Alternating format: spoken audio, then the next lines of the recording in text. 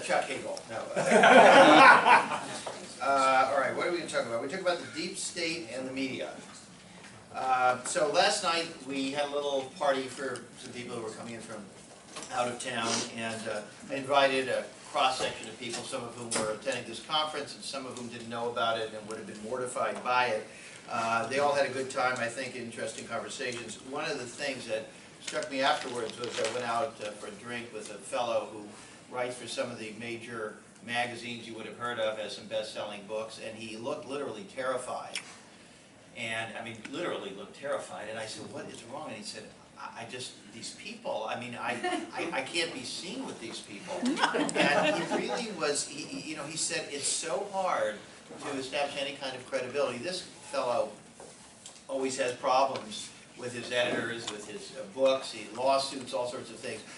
He really does very bold work, but he's really, by I think the lights of many people here, a very mainstream, cautious fellow, and yet he has difficulties throughout his career, and I have had difficulties throughout my career. It's kind of funny that when I meet people, they either tell me that I'm a tool of the establishment or I'm a radical nut.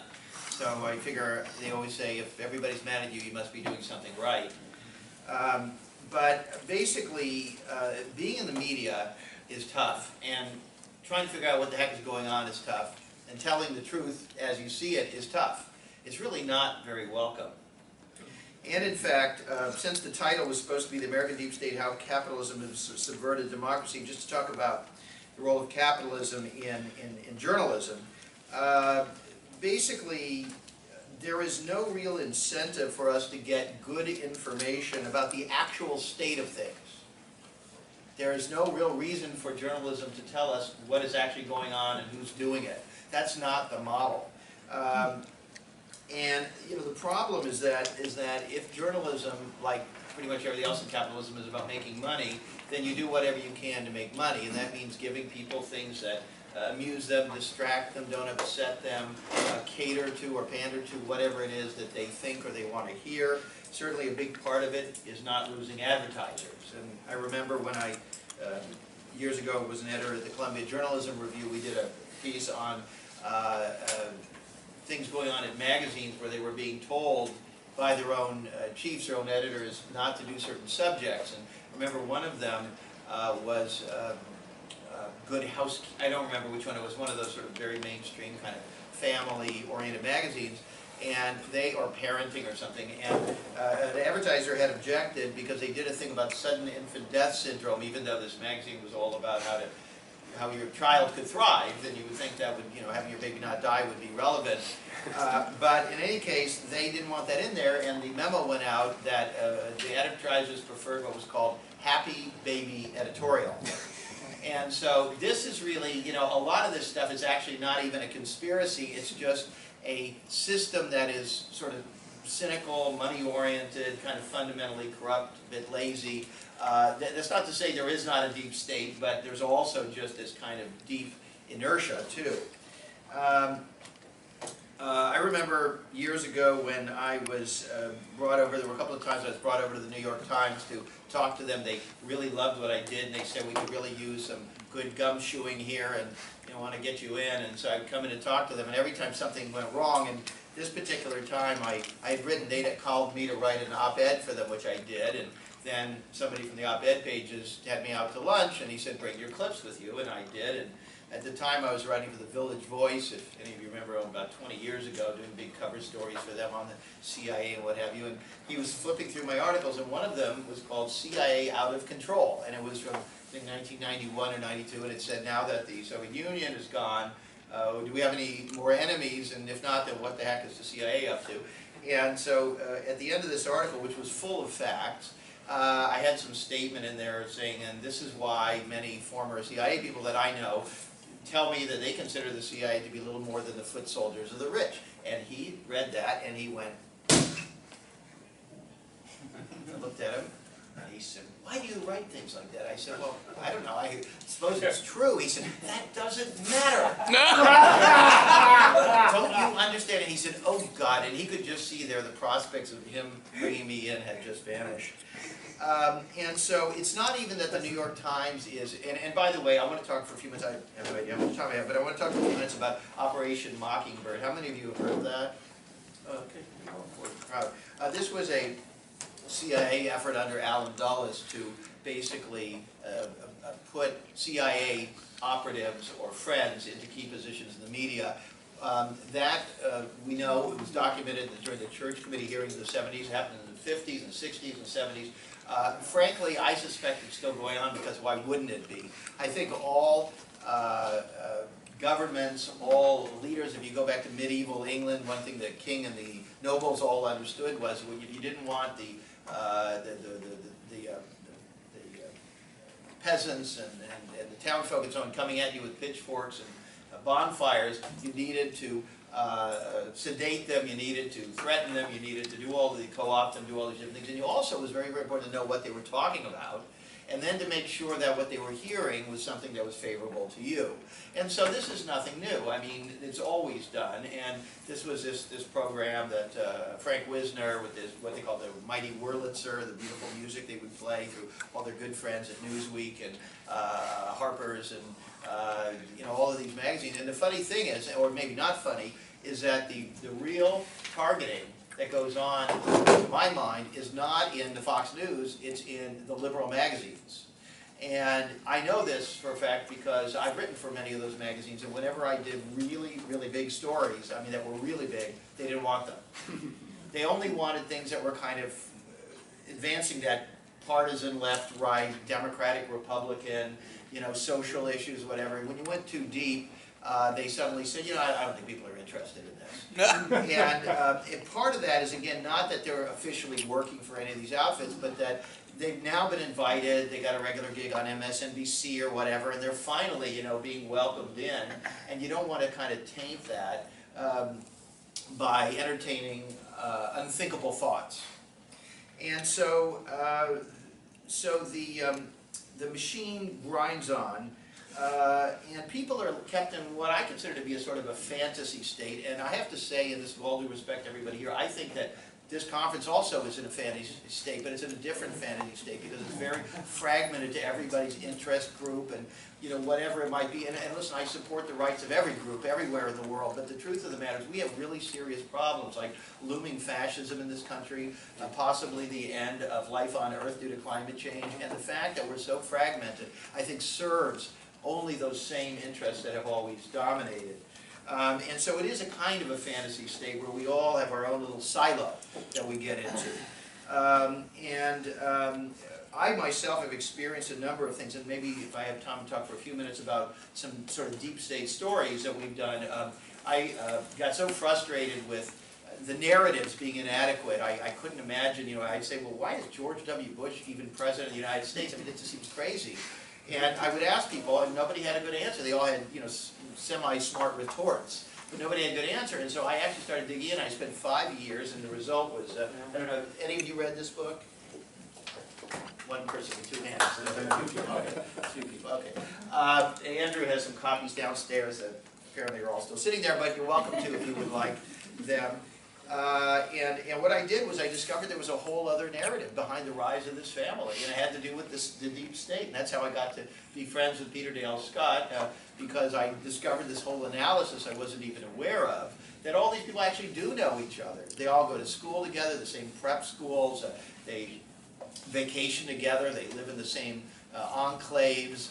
And some of the families literally go back, I kid you not, like, you know, 300 years ago. I found some Bush family person in Rochester, New York, doing land speculation with people connected with George Washington. I mean, it's quite amazing. And of course, when you know people, you know them, and then you know them, and you know them, and you know them as the years go by, and you always talk to each other about how things are going. And so, again, I don't view it as a kind of a cabal, like in Eyes Wide Shut, with people wearing hoods and doing incantations, although they may well do that also. But it's a you know, it's a way of life in a value system.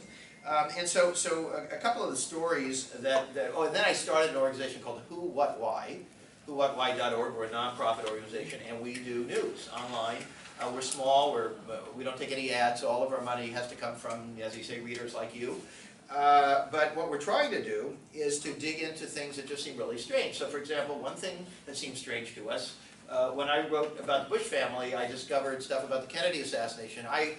I always thought Lee Harvey Oswald did it. I don't know where I was, but I thought, I didn't know anything about Martin Luther King. I thought it was James Earl Ray. But when you start looking at these things, you do see that literally the FBI is involved, the same people, et cetera, et cetera. They're all weirdly similar. Like my friends in Hollywood who write screenplays, they all get thrown out for writing scripts like that because it's too predictable. So we started looking at all these things, and one of them that we looked at was this Boston Marathon bombing. How many of you have a question or a doubt about the official narrative?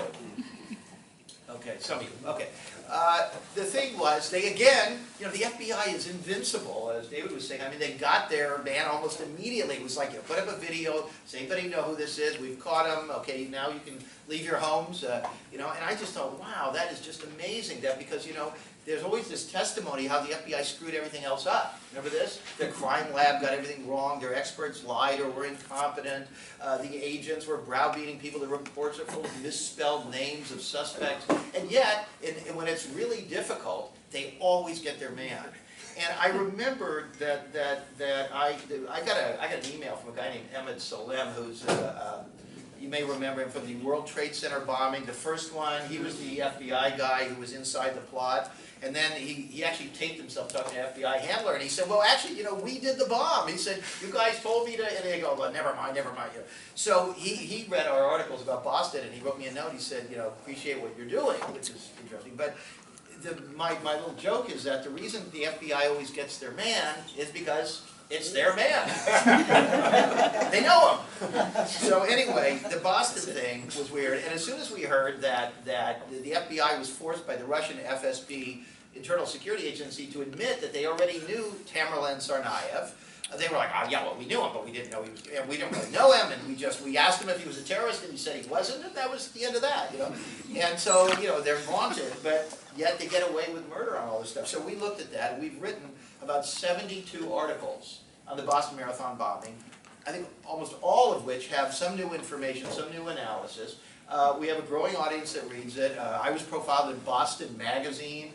WGBH Boston interviewed me a few times. So the mainstream media respects us and what we do, and yet they kind of say, isn't that a little like grassy knoll? Are you maybe a little, And then finally they're like, listen, I got to get it on the air somehow. And so this is what we're dealing with. And these stories don't get picked up by the media at all. And in fact, if you read all your favorite publications out there, none of those lefty publications, I don't think one of them mentions any of this stuff that I'm telling you.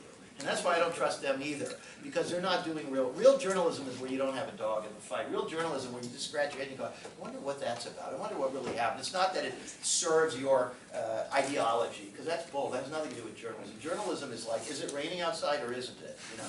And so that's what we did with the Boston thing. Another story we did on 9/11 was, I don't know if you know this story about Sarasota, Florida. This got some publicity when NPR did Ira Glass, or somebody did a little sliver of it, I guess. But basically what happened was the alleged hijackers, several of them visited a house in a gated community in Sarasota, Florida. And so we have the gate records and everything, and the FBI investigated it. And they wrote up a report saying the hijackers were somehow connected to the people living in this house. Now, if that's the biggest story in the world, which it was, and in many ways still is, you would think that if the people who did it were connected to people living in a house in the United States, that somebody might be interested in this. That maybe this was the command post, right? And then you mention this to people and they say, oh, I don't know, I gotta go. I gotta pick up the kids. So you say, we have a whole new homeland security complex in this country. We're all living in fear because of this thing, but we don't look at the thing. And so we did this story, and it turned out that the people living in the house were directly connected to one of the most powerful princes in the Saudi royal family, who was in charge of aviation in his country, and he himself trained to fly planes in South Florida. So anyway, I probably have to wrap up, but these are the kinds of things. Okay. All right. These are the kind of things, I think it's sort of interesting. What do you think? I mean, it's not an exact snoozer, you know? Because I get calls all the time from like reality shows and stuff. They're like, your stuff is amazing. We want to put you on a conspiracy show, you know? So, but I mean, it's really interesting stuff. It's about things that have changed our world and our lives. And yet, somehow the media can't cover it. And the reason they can't cover it, and this is really, I think, the crux of where I'm trying to go with this somewhat wandering thing, is that it's professional suicide to take on topics that are verboten. That's not just here, that's everywhere in the world. And I remember when I was taking family secrets around Europe and meeting with people in places like Sweden and so on, to talk about getting foreign editions done, they were scared themselves in their own countries. Denmark, Sweden, the Netherlands, all these places, they were worried. They said this stuff is amazing, but it's so new. It cuts against what all of ours. Their media all read the New York Times and their national radio and so on, and so they think that the New York Times is the gold standard, or the Guardian, which also doesn't cover any of this either, and they think that they're getting the truth, or whatever they read. And so when you come to them with a whole new set of facts, it's total what? Cognitive dissonance. People can't handle it, because it's just like if you know somebody who's in an abusive relationship and you can see it's abusive and they can't, and you say to them you're in an abusive relationship, how do they react? With hostility, right? Because if they were in an abusive relationship, they would have gotten out, wouldn't they? And so we're all sort of in an abusive relationship, you might say. Our media is sort of in an abusive relationship. So because I think we started late, I'm going to stop a little early and hopefully we'll have time for questions. Thank you.